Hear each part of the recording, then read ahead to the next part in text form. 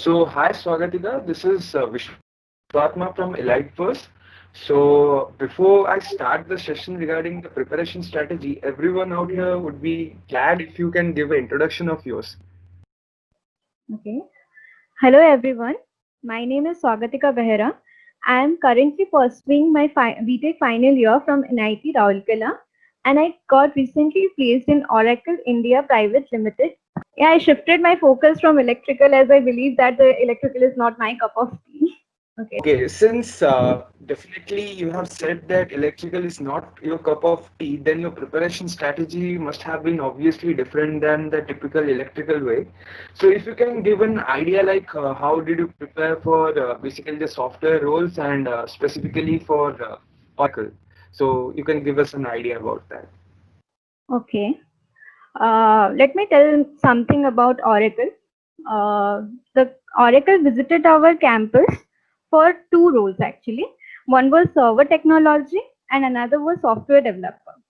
And it conducted an OT which was around which was about 2 hours, and it constitutes aptitudes and DAC based questions, which was in the form of flowchart, and some subjects related CS subjects related questions like DBMS, OOPS, and OS.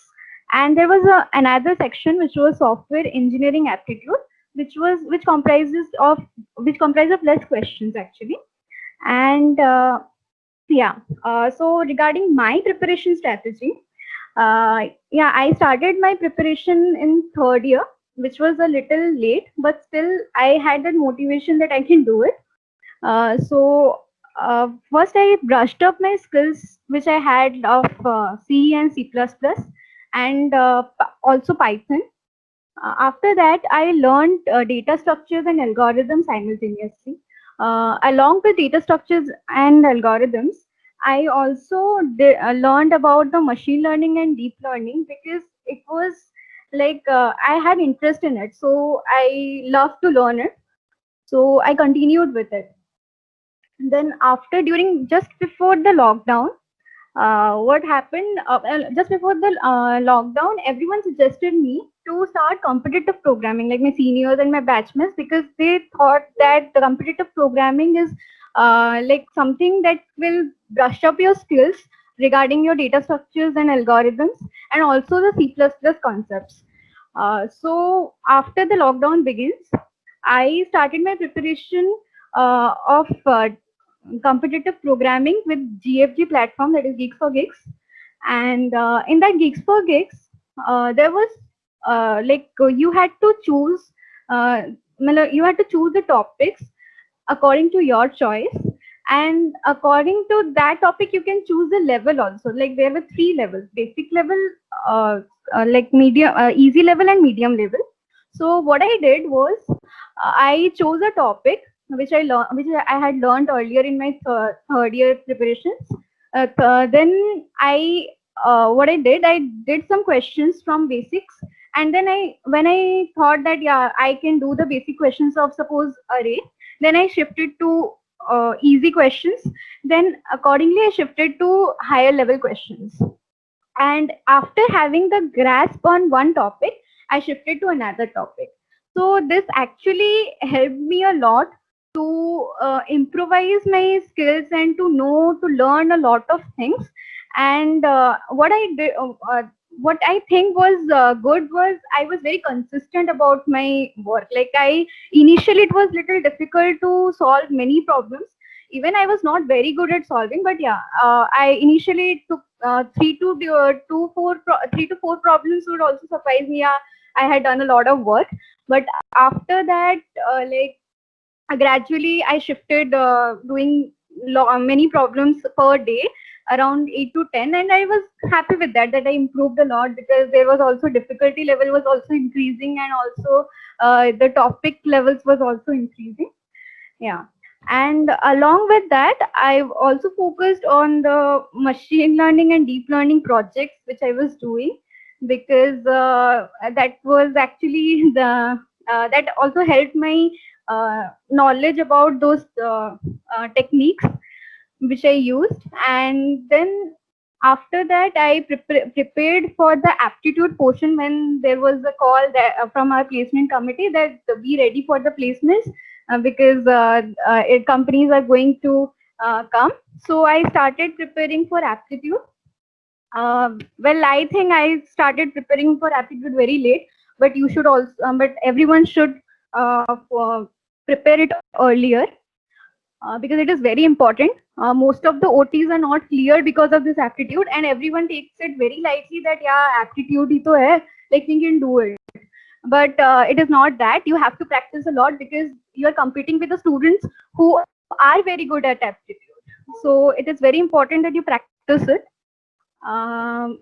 Then regarding the aptitude part, practice it from India Bix. It is a very good source. But if you want to go from for some higher level aptitude, then you can search it through. You can go through some face prep app. I practice from face prep app and all. You can go through various searches and you can go to the links through Google and all.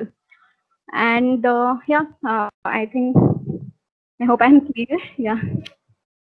So, since obviously the preparation strategy is quite good, I would definitely say that your interview would have been like quite a fun. So, if you can tell us like what was the interview experience, basically what questions they asked, so that everyone can get an idea like what kind of questions they might face when they sit for Oracle some year like on campus or off campus, doesn't matter. So, what kind of questions did they ask? Okay. Yeah, I forgot to mention previously that I had to learn the CA subjects also because it was very important for your OT. It is not so important, but for your interview, it is very important to learn CA subjects such as DBMS, OOPS, and OS, and most importantly, DBMS and OOPS. So yeah, during my preparation period also, I learned the subjects. I knew SQL, so it took me less time for DBMS to complete. But yeah, I learned it. So in regarding my interview experience, there was 3 technical round in Oracle, and each round was an elimination round. So first in the first round, I was asked 2 questions of OOPS, which was like, what is abstraction? Like, give me some real examples of abstraction. And there was another question like, what is encapsulation and how can you relate it with your day-to-day life? Like, this was the basic questions they asked. They also asked me some questions about DBMS, like about the joins in SQL. And then after that, they shifted to a coding question where they provided me a online platform where I had to code a question. And initially, I did the question, but they wanted me to improvise it. And the improvisation part, I was not able to do it very good. So they helped me to get through it. I asked them like.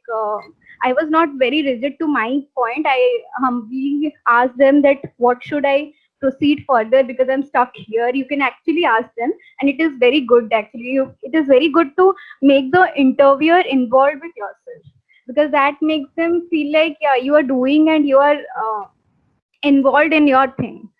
So after that, I was able to do that. Then then they asked me a puzzle question. Yeah, I've also forgot about this.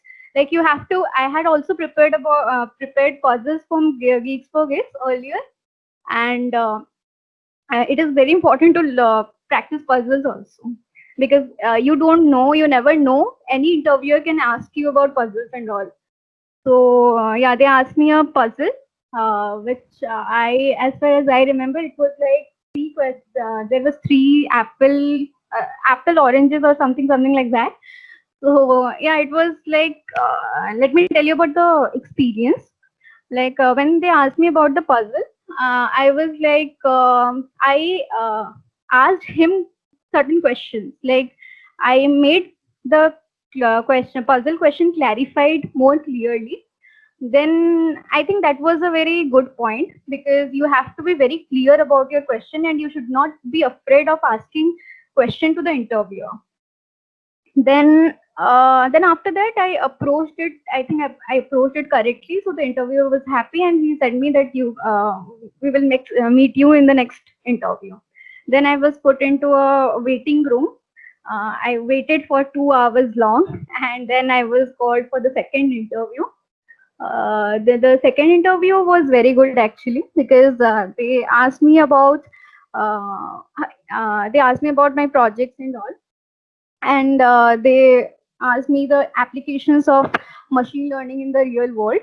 And then they asked me the questions on data structure, which was from one from linked list, and another was from yeah, I don't remember, but the linked list part I would like to focus. They asked me to write the program of middle of the linked list. Yeah, I wrote it in two forms. Still, he asked me to write it in recursion form. So yeah, that was like, I took little time. Like I said that, can you give me some more time? He was okay with it, and I took 2 minutes more to complete it, but I did it. So he was quite satisfied, and he also asked me some HR questions in between that.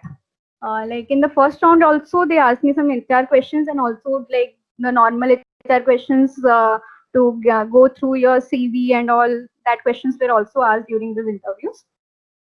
And yeah, and they also asked me something about binary search tree.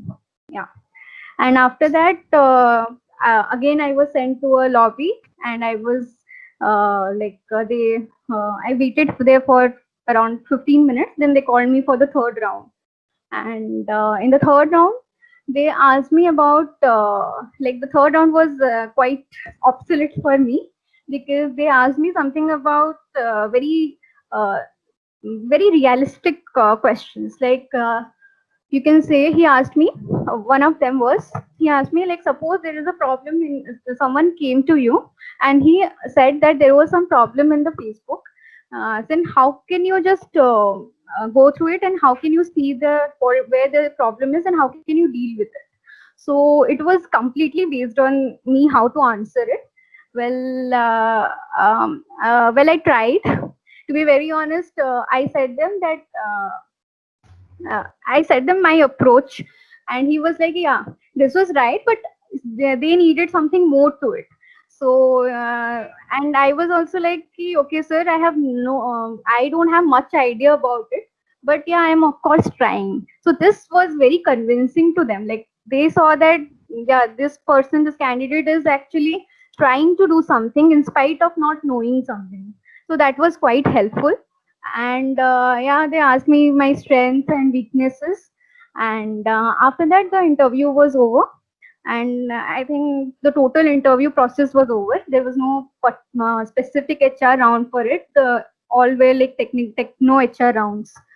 And yeah, that this was the overall experience. And then finally, after some hours, I got the notice that I got selected.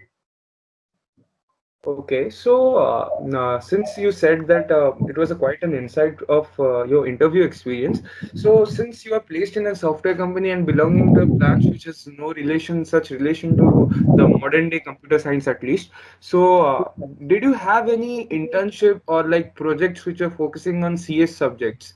So where did you have any such thing that helped you to get this job, or it was like only preparation and competitive coding? In my case, I didn't do much of the CS related subjects projects. Like, I did projects on machine learning and deep learning, but an internship was also based on that. I did an internship on Edulit, which was completely a training program instead of an internship. And yeah, but uh, to be very honest, they see the projects. That is very means that is very true, that they look to your projects. There should be some projects on your CV, so that they can ask questions about it to know your capability. But I think the most important thing was my competitive coding and my skills, which I developed through practice. Okay. That's definitely a good thing for many out there who don't have any projects. Even if they've already reached their pre-final years, they can obviously focus on the projects as well as give more emphasis to competitive coding.